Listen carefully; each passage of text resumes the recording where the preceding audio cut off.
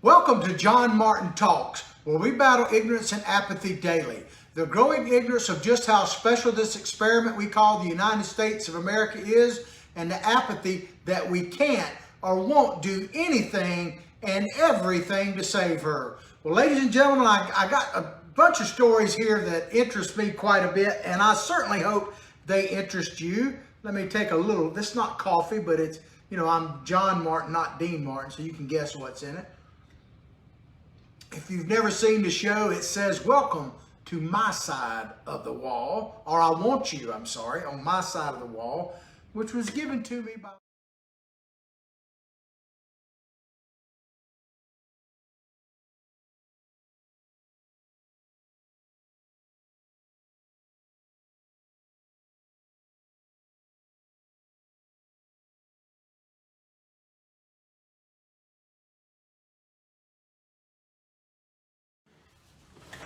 Welcome to John Martin Talks, where we battle ignorance and apathy daily. The growing ignorance of just how special this experiment we call the United States of America is, and the apathy that we can't or won't do anything and everything to save her. Well, ladies and gentlemen, I'm sure you already know by now what the top story of the day is, and that is the Mueller report.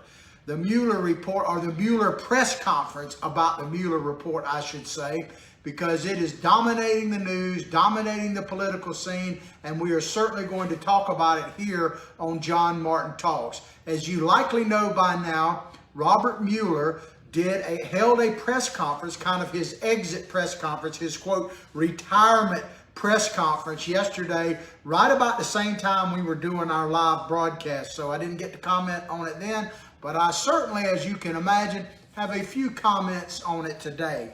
And I'm going to be using an AP story to kind of as my guide here. Mueller declares his Russia report did not exonerate Trump. Special counsel Robert Mueller said Wednesday that charging President Donald Trump with a crime was not an option because of federal rules, but he used his first public remarks on the Russia investigation to emphasize that he did not exonerate the president. So no exoneration. Now, ladies and gentlemen, anybody who's been following the news for the last several months, we already know this, correct? And anybody who is a political junkie like me already knew this rule was out there about a sitting president. And Mueller knows that everybody in Washington already knows this. So what is the purpose? Why bring it up? And I can tell you right now that the collusion, if there is any collusion, it seems to be between people like Mueller and the Democratic Party, people like Jerry Nadler. Did you happen to see, and we're not going to get too deep into this, but did you happen to see Jerry Nadler's press conference shortly after Mueller left the stage, so to speak? Nadler had his talking points down in unbelievable timing. Now, is it a coincidence that they were written in response to Mueller in such a timely manner?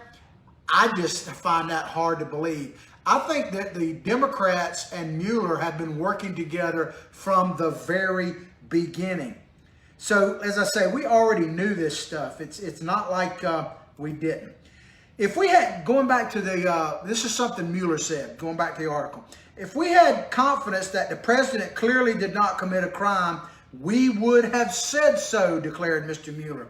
So what's the purpose of this statement? The report already essentially says this, right? The purpose of this is to throw gasoline on the fire that the Democrats are trying to keep lit. Let me give you the bottom line before we go any further. The whole impeachment of Impeach 45, all of that was kind of in disarray. Nancy Pelosi has been saying, well, everything's on the table, but this is at the moment off the table. Of course, she's getting pressure from all different kind of activist groups and Democrats in the House to actually impeach President Trump. And she knows that it is not a smart political move. We'll talk more about that in a minute. But the whole thing with the Mueller report was beginning to lose steam. And so I firmly believe that Mueller is in collusion or cahoots with, and he is definitely a never-Trumper, like President actually said today.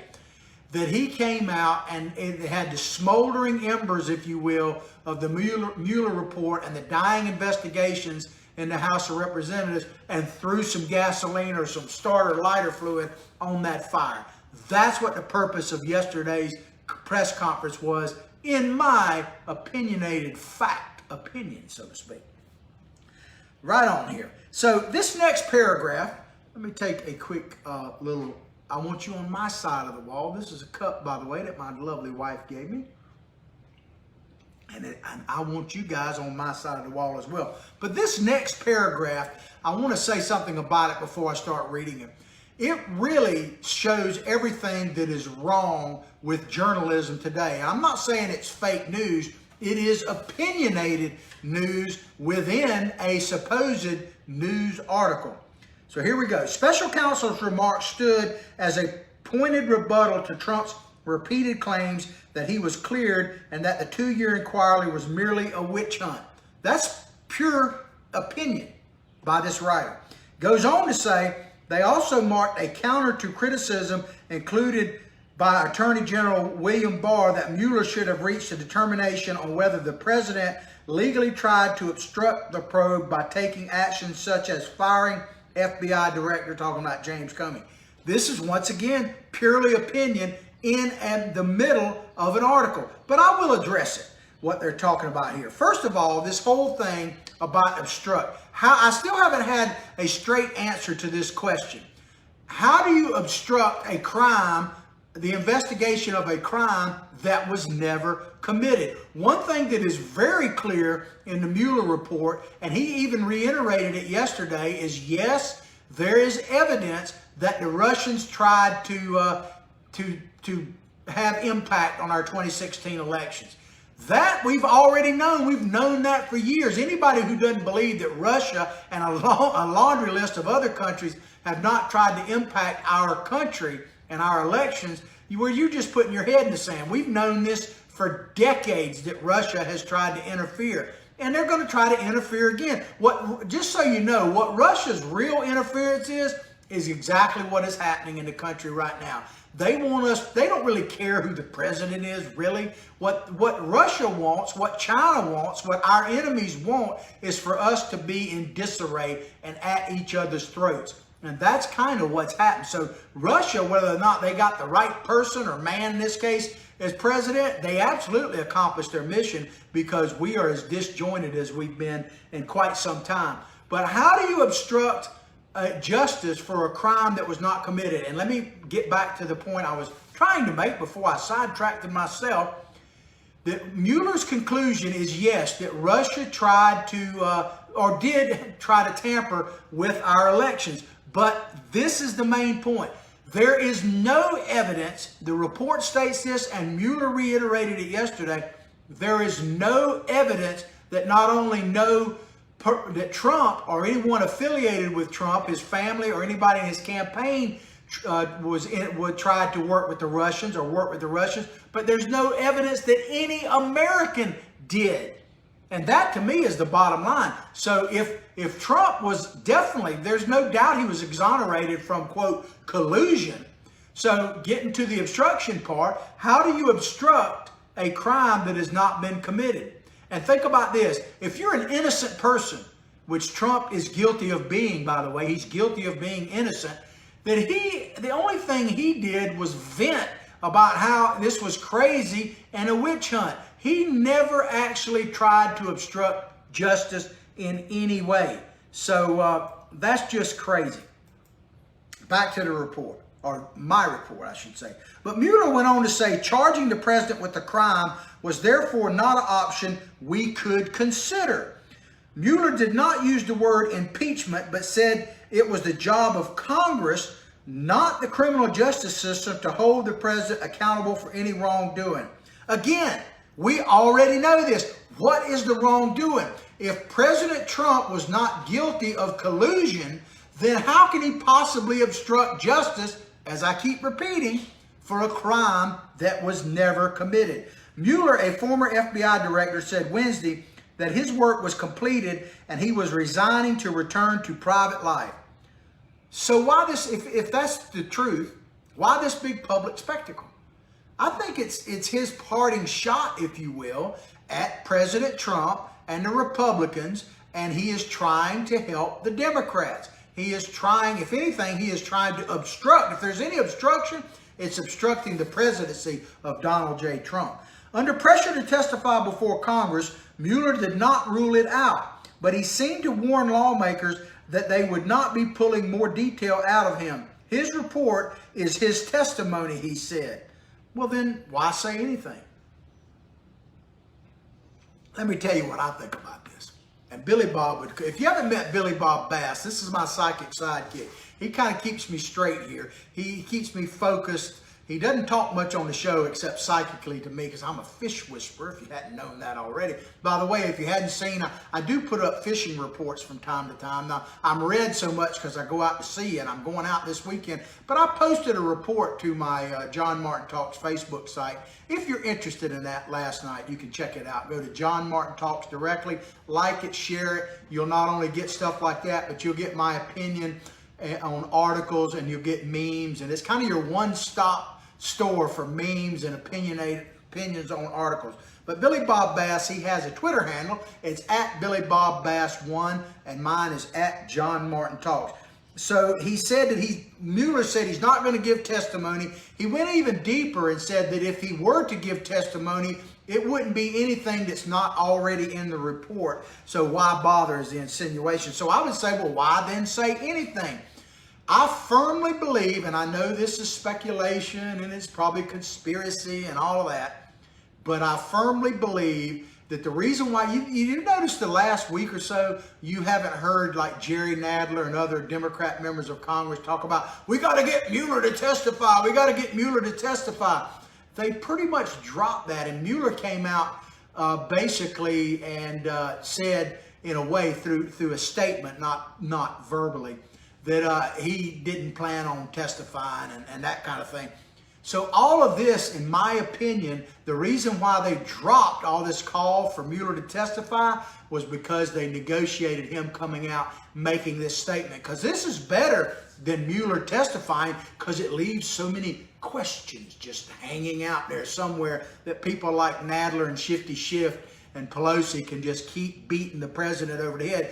Because and we'll talk about this more in just a minute on another article, but Pelosi still politically doesn't want to impeach the president, because this is all about defeating President Trump, making sure he's not electable in 2020. And I firmly believe that is what Mueller is part of that, and that is why he did what he did yesterday. So he goes on to say, so beyond that, I've said here today, and that it is contained in our written work, I do not believe it's appropriate for me to speak further, this is Mueller, about the investigation or to comment on the actions of the Justice Department or Congress. I got some teenage kids, well, and my youngest is actually in her 20s now, right, just turned 20, but there's a saying among the young people called throwing shade. And basically that means like casting a shadow, putting dispersions on people and that. So that the young people, their term is like throwing shade. Well, that's exactly what Mueller is doing with this press conference. He's throwing shade over President Trump. That's what he is doing. And that shade gives cover, by the way, to the Dems for their nonsense. Like President Trump famously said, are they going to pursue ridiculous bullshit? Well, Mr. Trump, it looks like that's all they're willing to pursue. Shortly after Mueller concluded, the president, who has repeatedly and falsely claimed, this is what the article is saying, a news article, because this is just opinion. Shortly after Mueller concluded, the president, who has repeatedly and falsely claimed that the report cleared him of obstruction of justice, tweeted a subdued yet still somewhat inaccurate action. How is a tweet subdued? You have to read that into it, right? Unless you put, hey, subdued tweet to follow. I don't know. Nothing changes from the Mueller report. This is what the president put out. Nothing changes from the Mueller report. There was insufficient evidence, and therefore in our country a person is innocent. The case is closed. Thank you. Hey, I hate to tell you, Mr. President, I'm sorry, sir. You are guilty, and you cannot prove you're innocent. Before you tune out and go, oh, what's he saying? Yeah, I said it. Mr. President, you are guilty, and you'll never be able to prove your innocence. because you are guilty of the worst crime in the history of presidential politics. You won, sir. You won, and the progressive Dems will never forgive you, never forget, and they are going to obstruct, collude, whatever it takes to try to stop you. If they could, they'd remove you from office yesterday. But I don't think I don't think they believe, at least the halfway sane ones, or the ones that have 10% sanity, don't believe that's possible. So their second best option is to make sure you are unelectable come 2020. So you, sir, are guilty, and you cannot prove your innocence. Think about that for a minute. The Democrats, go back to the Kavanaugh hearings. The Democrats want to fundamentally change America, which means do away with the U.S. Constitution, and they want you to have to prove your innocence, which I don't think the president's capable of doing in their eyes. He is innocent, but in their eyes, he will always be guilty. How does that play out for the rest of us Americans? Well, it is devastating if you believe in a constitutional republic, because if you have to prove your innocence to the state, then we are no longer the United States of America, one nation under God. We are not. I don't know what we are, but I know what we're not. All right, we'll keep you updated on that as the fallout from this continues. I'm going to read you here from a publication called McClatchy. Some of you may or may not have heard of it. And let me tell you right off the bat, this is a liberal rag, man. McClatchy is about as far left as you can get. But as I say many times to you, part of my public service is to read articles and to watch programs so you don't have to. And trust me, you don't want to read this unless you want your blood pressure to go up. But in this particular piece, I thought it was interesting because they're talking about the Democrats' dilemma after the Mueller press conference yesterday and a bit more. According to McClatchy, the dam has burst. Liberals warn Democrats risk backlash by not impeaching president. I like how liberals warn Democrats. First of all the Democratic leaders are liberals. There are no moderate Democrats. If you think Biden is a moderate Democrat, for instance, then man, I got a bridge in Brooklyn I'd like to say. Leading Democrats remain fearful that impeaching President Donald Trump will bolster his re-election campaign. If they believe that fantasy, then they need to impeach 45 right now. And I say fantasy because the progressive left absolutely must believe in fantasy. Because think about this. They want you, the American people, to believe that Donald Trump, forget whether you love him, hate him, whatever, just take those glasses off for a minute and just try to look at logic. They want you to believe that Donald Trump, the person, the man, the guy that grew up here in America, grew up, became a multi-billionaire, regardless of how you feel about that, had one of the biggest shows on television, has traveled all over the world, has projects all over the world, but he didn't have the Moscow project, but I digress. I do that from time to time. They want you to believe that this guy spent his whole life to culminate in becoming President of the United States just so he could be the sock puppet, the pocket puppet of Vladimir Putin and a Manchurian candidate.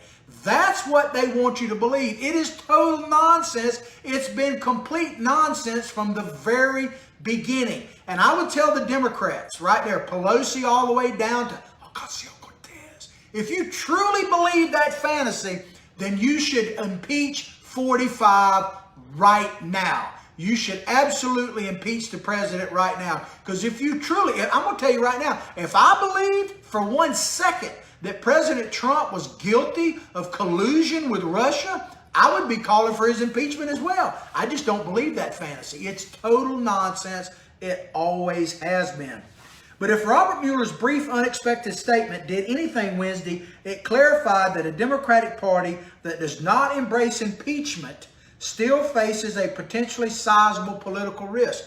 I would agree with McClatchy on that. They are playing a dangerous game. Especially, this article goes on to say, especially from core supporters demanding more loudly than ever before that the House try to remove Trump from office.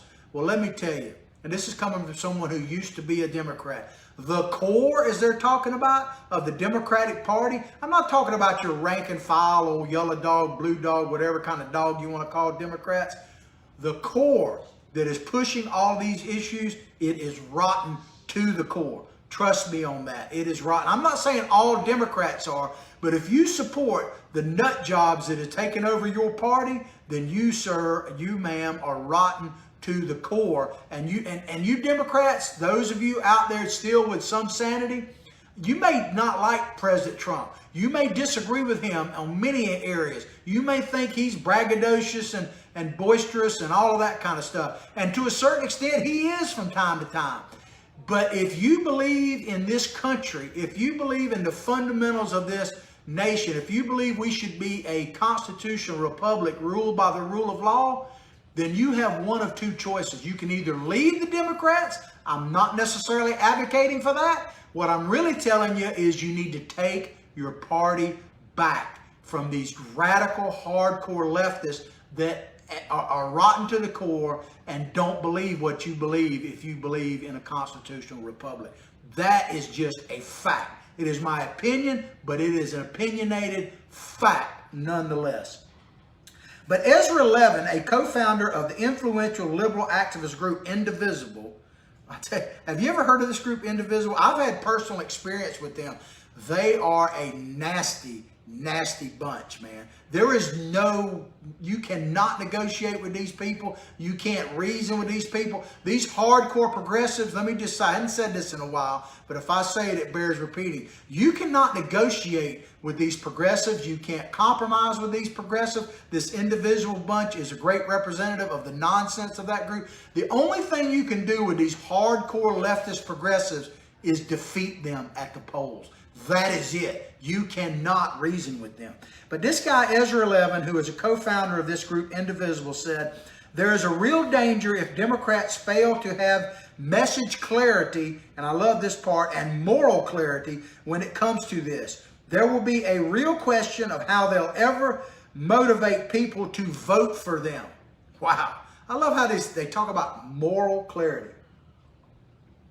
Message clarity, I get that. But moral clarity from the very people that want to make the baby comfortable before they kill it, they're claiming moral clarity. Oh man, I think their morals are very clear. That's why I tell you, Democrats, if you have any moral character at all, take your party over from these people, please. But Levin's warning, according to McClatchy here, was emblematic of the response from the former special counsel's remarks from progressive leaders, many of whom have called for Trump's impeachment since 2017. Hey, they've been calling for his impeachment since 2016 on the night of the election, but have increased their pressure on congressional Democrats to support it since the release of Mueller's report in April.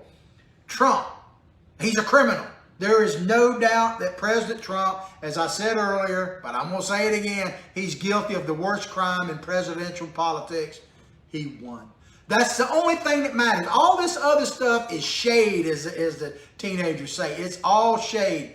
Donald Trump won, and they will not forgive him, let alone let it go. And if you want to know what this impeachment is all about, all you got to go back is a month or two ago when Representative Al Green from Texas, not the Reverend, I wish it was the Reverend, I'm a big fan of the Reverend, but Al Green from Texas said that we need to impeach Donald Trump because guess what? He might win in 2020 if we don't. That pretty much sums it up right there. Their greatest fear is that Donald Trump will win in 2020, and they have to try to prevent that. And so that's why they're throwing this shade on the president right now. And that's what Mueller's press conference was all about, is trying to make the president unelectable. That's it. Back to this article. Their position is at odds with many Democratic officials and strategists who say pursuing impeachment could alienate moderate voters who are skeptical of Trump, but yet not yet ready to remove him from office. That's probably true. They probably are worried about that, and they should be. For months, they have contended that the risk of such an extraordinary procedure outweigh the rewards, especially given that a GOP-controlled Senate is certain not to convict the president. You know, and I give Rush Limbaugh credit for this. I listen to Rush, but I wish I could make the bling bling that Rush does. Maybe you can help me with that one day, but hey, that's another story. Anyway, Rush says that one of the reasons why they're doing all this to the president is trying to drive his poll numbers below 30%, which would then give them the political cover to actually impeach him. And I think he's right about that. So do I trust all the Republicans in the Senate? If Trump's poll numbers actually, and I don't expect this to happen, but if it actually dropped below 30%, he may be actually in trouble. I just don't think that's going to happen. But let me give you translation of what this, in my opinion, what this paragraph in this article is saying about the Democrats. They have no principles. Because as I said before, if they had principles and they really believed the ridiculous BS, like the president said, if they believed the fantasy about Donald Trump, that he is in the pocket of Putin, that's what his culmination of his life was, then they would impeach 45 right now. This is, not about principle. It's purely politics, plain and simple. That argument, going back to the article, that argument had persuaded many Democrats to oppose, talking about this political argument, oppose impeachment proceedings, but Mueller's decision to reiterate his report's conclusion appeared to generate momentum for impeachment supporters. So what is Mueller's motivation? As I said, he's bringing gas to the fire. The fire was dying down. There was just smoldering little embers, and he decided he would shoot lighter fluid on it, which is a bad idea, by the way, if you're barbecuing. Just keep that in mind. And but that's it. Here's your answer. His motivation was this right here, to try to keep the fire going to make Trump unelectable. That is the answer. Several Democratic presidential candidates, such as Senators Cory Booker and Christine Gillibrand, reversed their previous position on the issue. And more than 40 House Democrats now back opening an impeachment inquiry. Well, of course they do. Of course the presidential 2020 contenders for the Democratic field reversed their because why do they reverse their opinion? Because, like he plays some songs on his rallies, like one of his favorites appears to be Rolling Stones. You can't always get what you want, but you better try sometime to get what you need. I'm going to see the Stones in a couple of months, by the way. Can't wait. But the Democrat 2020 field, their theme song all should be, "The answer, my friend, is blowing in the wind. The answer is blowing in the wind." Because that's all they're about. They got no principle, so they're like a wind gauge. They just go whichever way the political winds are blowing. They're not fundamentally ground in actual principle. It's all politics 24/7. But there's a guy, Marcos Malotas. I have to say, I don't know him, but apparently he's a big-time progressive. He has a blog called The Daily Cost, if you're interested. He said, "The dam has burst." Malotas and others who share his view argue that at a time with fewer truly independent voters, presidential elections are now mainly contests to see which party can best turn out their respective bases. He's probably right. And to him, the idea that impeachment will do anything more than motivate Trump supporters is a fallacy. I don't know if I agree with that. But he goes on to say this notion that Democrats are going to catch his voters sleeping if they just tiptoe around this utterly ignores, check this out, the reality that Trump's old white male base of support is the most reliable voting constituency in the country. Malotas said Republicans turn out to vote. Well, I hope he's right about that. Old white males. Why's it got to be that?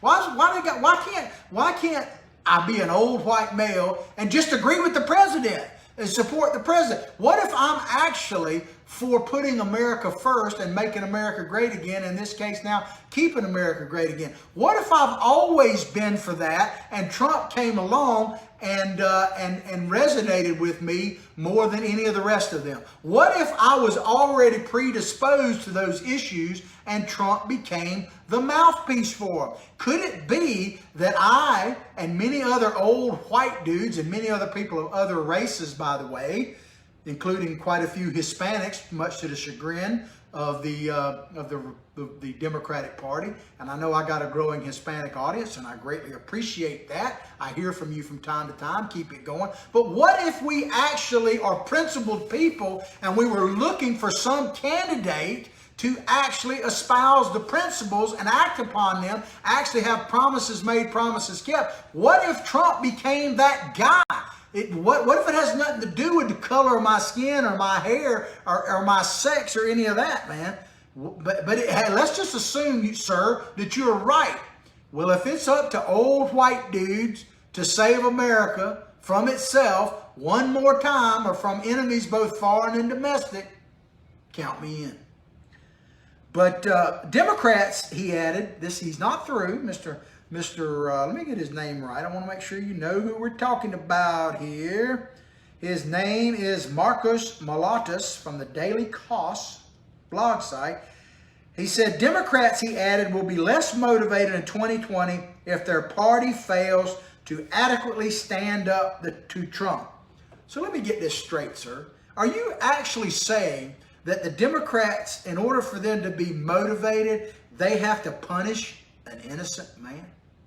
Because, as I said, one thing that's pretty clear, very clear, crystal clear, in the Mueller report, and even reiterated in his press conference yesterday, is that President Trump, candidate Trump, citizen Trump, whatever you want to label him, did not collude with the Russians.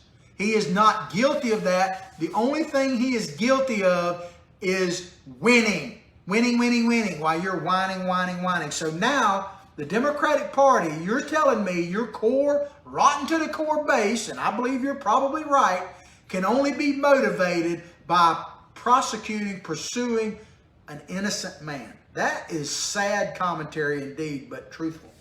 But Neil Soroka, spokesman for the liberal group Democracy for America, said there comes a point where it's not going to be politically tenable to stand in the way of this investigation. Talking about, I guess, the ongoing House investigation. We may be reaching the point now or soon. Well, like the president said, the investigation's over. Mueller even essentially said that yesterday. I'm done. I'm going to the beach. Now, I don't know if that's true or not. And some people are calling for the Senate to subpoena him to testify. I don't know. I have mixed emotions on that. Part of me just wants to say, hey, just let it go and let's let it play out the way. But the investigation is over. Now, the House Dems want the investigation to last for how long? Forever! Or certainly as long as President Trump is in the White House or a threat to get back. That's what this is all about. But back to the article. This is from McClatchy, if you want to know. Still doubts linger among Democratic leaders that impeachment is a good idea. They point out that sweeping success of many of their House candidates in 2018 came after campaign focused almost entirely on health care, economic issues, not the Russia investigation. Well, that sounds like what I would call fleeting sanity. But let me talk a little bit about 2018 midterms. I haven't talked about it much since then. Well, certainly since the first of the year.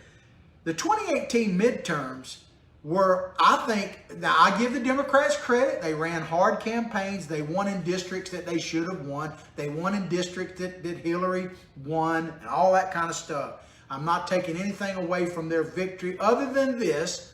It wasn't historic. It's normal. They actually captured fewer seats than the Republicans did at the same point in Obama's presidency. And they did something that the Democrats couldn't do, or the Democrats could never do with Obama, is take over the Senate. I mean, the Republicans took over the Senate, man, and have held on to it. Not only have they held on to it, but they gained Senate seats during the 2018 midterm election. That is a big, big deal. So just keep that in mind. So if the Democrats think that simply getting back to, quote, the issues are going to whip this president, I'm not sure that is the case. So anyway, it sounds like they might have. I guarantee you impeaching him is not going to help them. That's where Nancy Pelosi has a fleeting bit of sanity. Now, here's some polling that came out. An early May poll from Quinnipiac University found that just 29% of voters think that Congress should impeach Trump. Well, those that are wanting to impeach Trump, maybe they don't believe in the polls, because the polls said Hillary was going to win in a landslide. A funny thing happened on the road to Damascus, as they say. The Hildebeest got beat. So maybe these Democrats are going, polls? We don't believe no stinking polls. They never been right before. So maybe that's why. Go ahead, impeach 45. But White House Press Secretary Sarah Sanders, and anytime I haven't talked about Sarah in a while, but let me just tell you, my title for her is the boss, man. Sarah Huckabee Sanders is the boss. And I hope one day she becomes president of the United States. I just love the gal. But White House Press Secretary Sarah Sanders teased a new line of attack against Democrats should they proceed with the impeachment process. Sarah said, "We're always prepared." No doubt you are, my dear. "But I don't think the American people deserve that," talking about impeachment. She said, "Every single minute the Congress spends on that, we're not spending on infrastructure. We're not spending on lower prescription drug prices. We're not spending on Iran, China, North Korea, and new trade deals. Every single thing that they're doing is taking away from things that can actually help the American people, and that's a great disservice." Here's to you, Sarah. Amen. She's absolutely right. And I know she knows this, but I got to say it anyway. They don't care. They being the progressive Democrats, they don't care. If you're operating from an assumption that they care about America as it currently stands, you're wrong. Because I'm not saying that they're not people that have some heart. They just have a heart in the wrong area. They want, and just take them. I've been saying this for a while now, but of course, like I say, if I say it, it bears repeating. President Trump has emboldened the hardcore left so much that you don't have to guess where they're coming from. They will tell you if you only listen, and please listen and just take them at their word. Because they've been saying this all the way back to Obama, but people didn't understand what that meant. Now most of my listeners, like Citizens for Trump, welcome to the show. Deplorable Resistance, media measures, all these different places that I'm carried. Thank you so much for listening. I hope you'll go directly to my site, John Martin Talks, like it and share it with others, because there you will get my unvarnished truth on articles, memes, and that sort of thing. But thank you for tuning in. But make no mistake, President Obama said it first, I think, but it is carried through, and we now know the meaning of that Democrats want to fundamentally change America. And I'm telling you right now, the easy definition of that is they want to do away with the U.S. Constitution, at the very least, which I think may be even worse, ignore it.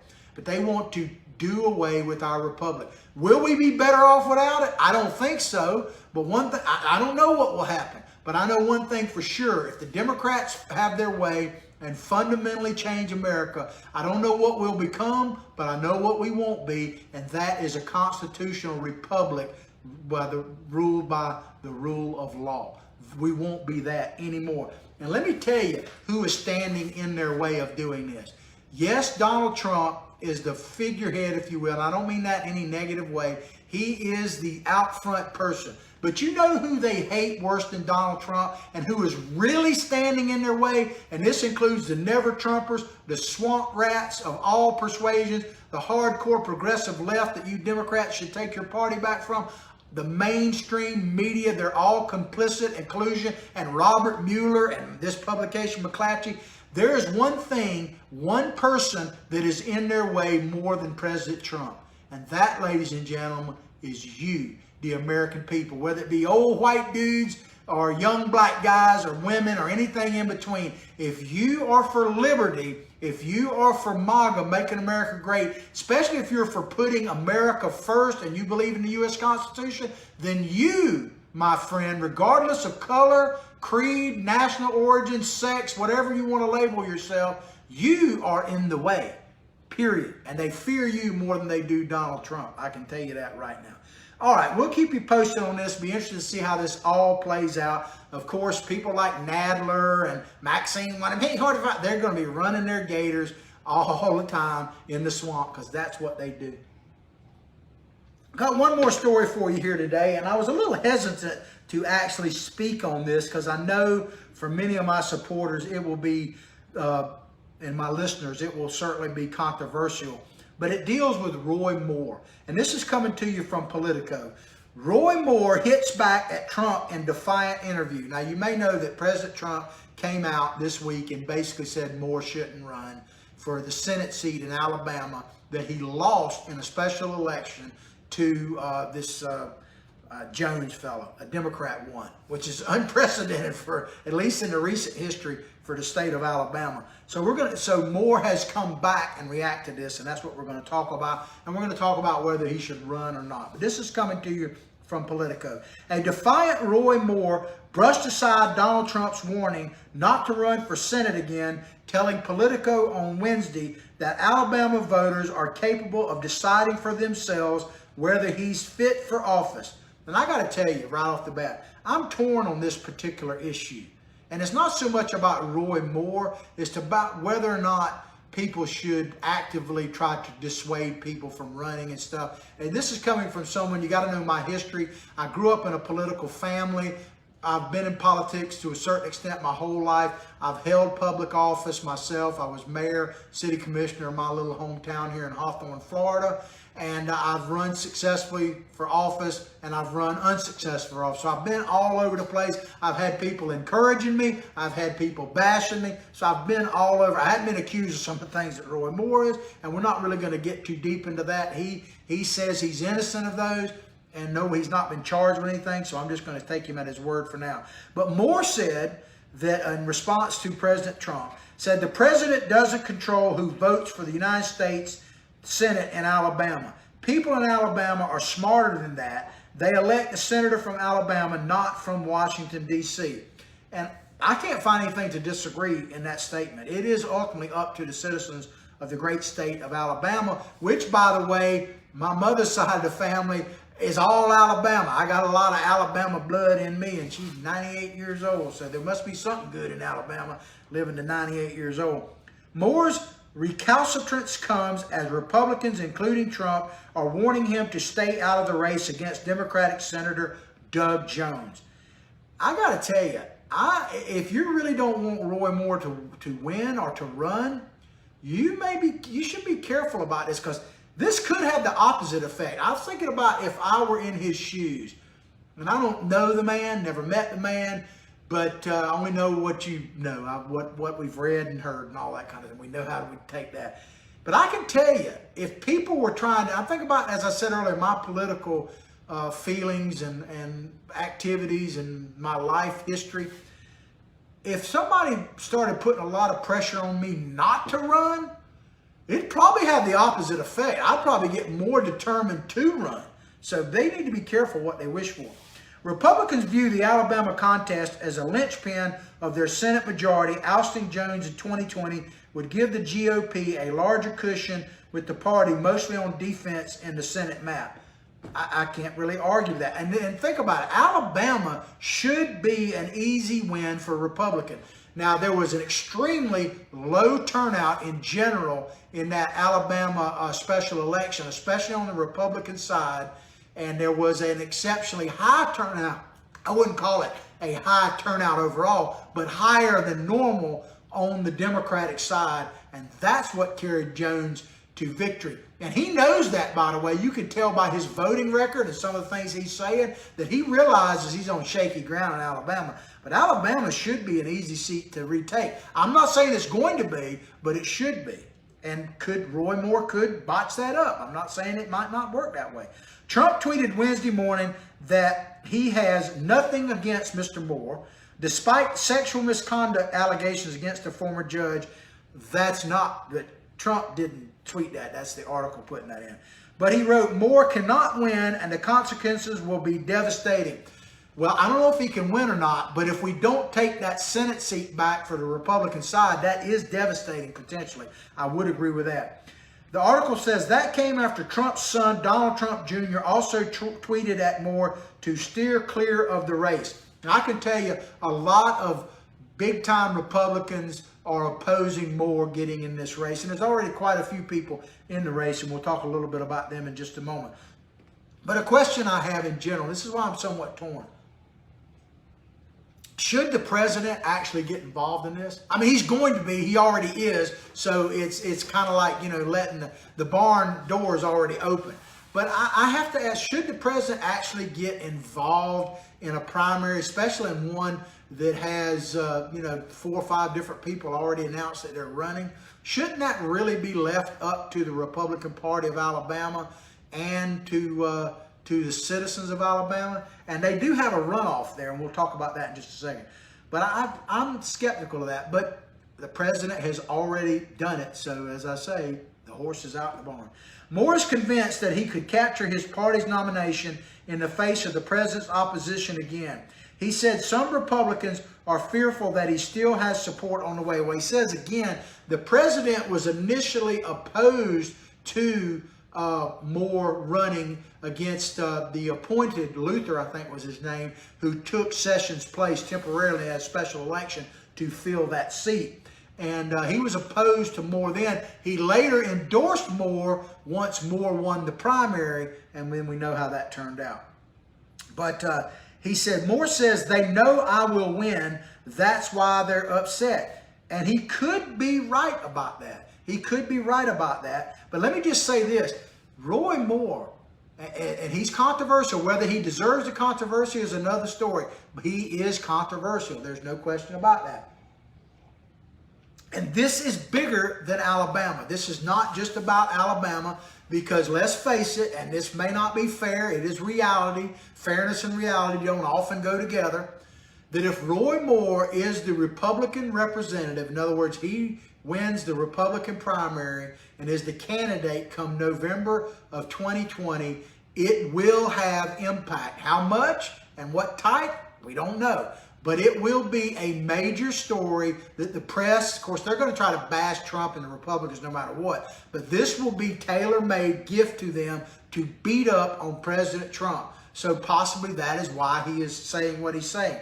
But if you think that that's not going to happen, now you're just wrong. Now the impact of it is hard to determine. Alabama election laws require winning a majority of the vote to secure a party nomination. So Moore could have an opening to make a runoff in a crowded primary field. Now, I, for one, like runoffs. We don't have them in the state of Florida anymore, and I think that's a mistake. In the state of Florida, the way it works in many states like this, if you run in a party, the top vote getter in that, doesn't matter how much you get, the top vote getter moves on to November and runs against whoever the field is at that time. I actually like a runoff because I really believe, and in a runoff, you have to get 50% plus one vote. That's it. You don't have to get any kind of super majority. I think a runoff is the fairest way to go. Now, a lot of people argue against it because of the expense of it, but if it makes for better candidates, what difference does the expense really make in that sense? Because it makes for a better representative republic, I think. But that's just my opinion. So I like Alabama's system. With or without Moore, the GOP contest appears wide open. Several Republicans are already running, and here's just a few. I don't know all of them. The only one that really sticks out to me, and you'll see why in a minute, is Representative Bradley Bryan. That's not the one. And State Representative Arnold Mooney. They seem to be the top ones. And Tommy Tuberville. I know Tommy. I've actually met the man. Former head football coach at Auburn University. I actually like Tommy Tuberville. I've had occasion to meet, mainly through football, booster clubs, that kind of thing. It'd be interesting to see if Alabama folks, the ones that are for the big A Alabama, the University of Alabama, would actually vote for another A, the Auburn guy. That would be very interesting. But it sounds like even without Moore, they're going to have a very interesting primary in Alabama on the Republican side. I don't know anything about the Democrats at the moment. I'm assuming no one's going to run against Doug Jones, but you know what they say about that. Josh Holmes, a top Mitch McConnell advisor, at least these Republicans are willing to go on the record, said the dynamics of the race were different before the president weighed in, but they're fundamentally changed after the president weighed in. He went on to say, I don't think Roy Moore could win a primary before the president weighed in, and I know he can't win one after the president weighed in. Well, he's likely right about that. Because the Trumpster carries a lot of weight. But here's one thing they're not really taking into account, and this is why I say that the Republican rhinos, the Democrats, obviously, the hardcore leftists, the mainstream media, all the people that are anti-Trump, that the people they fear more than Trump is you, the voters that put him in there. This is something they better take into consideration. Much of President Trump's base, now they love President Trump, but much of his base, and I would put myself right in this category, we're anti-establishment people. We don't believe in a big federal government. We're for limited government. We kind of, really we're excited about the Tea Party. We're excited about President Trump. He hasn't always lived up to that, by the way, but he's better than anything we've had before. And I got a lot of faith, I don't know about total, but pretty much total faith in the president. But I can tell you, I know this for a fact because I hear from you all the time. Many of the people that listen to this show are anti-establishment people at their core. And if it looks like that the establishment is piling on Roy Moore, including, by the way, the president, that could backfire on him, not only get him in the race, but it could propel him to victory. We'll just have to kind of wait and see. Roy Moore has said he will make his decision within the next couple of weeks. I got a feeling he might run, but we'll just keep you posted. Well, I hope you've enjoyed the show today as much as I've enjoyed bringing it to you. Please go directly to John Martin Talks Facebook page, like it, and share it with others. Thank you to my ever-growing audience. Our Facebook page is about to crack the 12,000 followers mark, so just push us over the top. But as I say always, between now and then, between tomorrow and the next day, one after that, Lord willing, from my family, my heart to yours, have a blessed day.